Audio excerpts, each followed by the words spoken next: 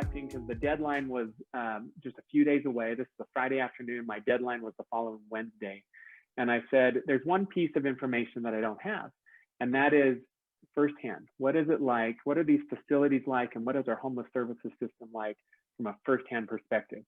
So I told my wife that I said, look, I don't think I'm going to come home tonight from work. I don't think I'm going to come home all weekend.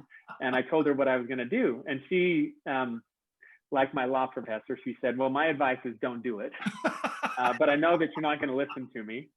So anyway, so I went back. I was at the mayor's office. I changed into some old jeans and put on a hoodie and had a backpack and a couple of tarps. And I left the mayor's office and I walked downtown and spent 2 days and 3 nights in 3 days and 2 nights as a homeless person, observing the services, using the services. The first night I slept on the street, wanted to know why somebody would choose, when we had capacity in the shelter, why they were sleeping on the street. So I slept the first night on the street. Then I went to the soup kitchen, got breakfast, lunch, and dinner through these services, talked to people in homeless services. The second night I slept in the shelter. It was cold. So this was March. I think it got down to 40 degrees that first night that I slept on the street. So pretty cold. The next night, the next day, it was Saturday. It was rainy. We waited in line for a few hours to get into the shelter. I had a couple of other people with me. Went into the shelter. We checked into the shelter, and I'm looking if I have something here. I think I don't have it with me. Oh, I do. Okay, I got a prop. Awesome. Right here, I got a prop. So, okay. We checked into the shelter and cold, we were wet, trying out in the shelter, and I got assigned my bed. I was on a top bunk.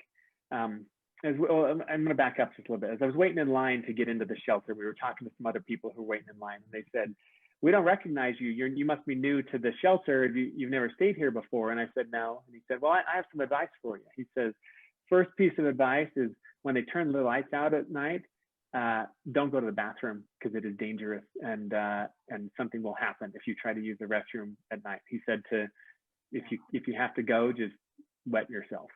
I was like, wow, I know. And he said, second piece of advice, don't take your shoes off. You have to sleep with your shoes on. You have to lace them up tightly because otherwise your shoe will get stolen. And that backpack, he says, you need to probably tie that strap around your arm and use your backpack as a pillow. Otherwise your backpack's going to get stolen.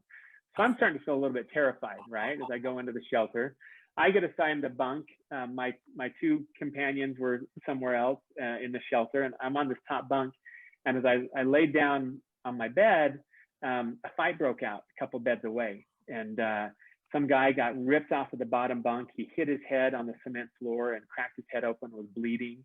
And so I'm laying on my bed, terrified, thinking, okay, this wasn't quite what I showed up for, right? I didn't imagine this. And now I understand why people choose not to sleep in the shelter. And I was laying on the bed. I had my hands in my pocket, and I felt something kind of digging into my hand. And I pulled it out and I looked at my hand, and this is what I had. I keep this on my key ring. This is the key to the mayor's office. Now I'm no longer mayor, and I hope the current mayor doesn't see this and know that I've still got a key to her office. But this is the key to the mayor's office.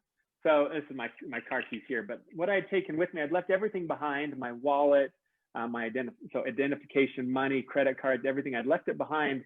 And the only thing I took with me was this key, because at the end I was going to need to go back and pick up my stuff and go back home.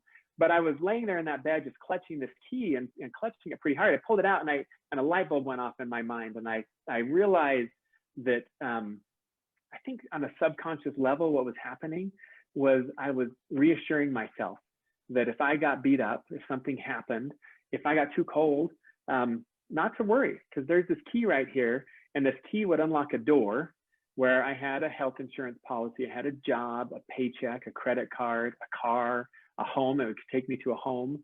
They would all be okay. So there was probably not very much that could happen to me that couldn't be fixed by what was behind the door with this key.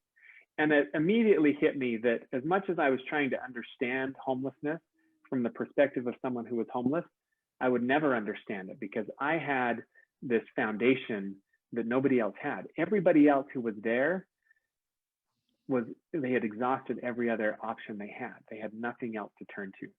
And it also hit me at that point that this key was more than just a paycheck and a credit card and a car and a family.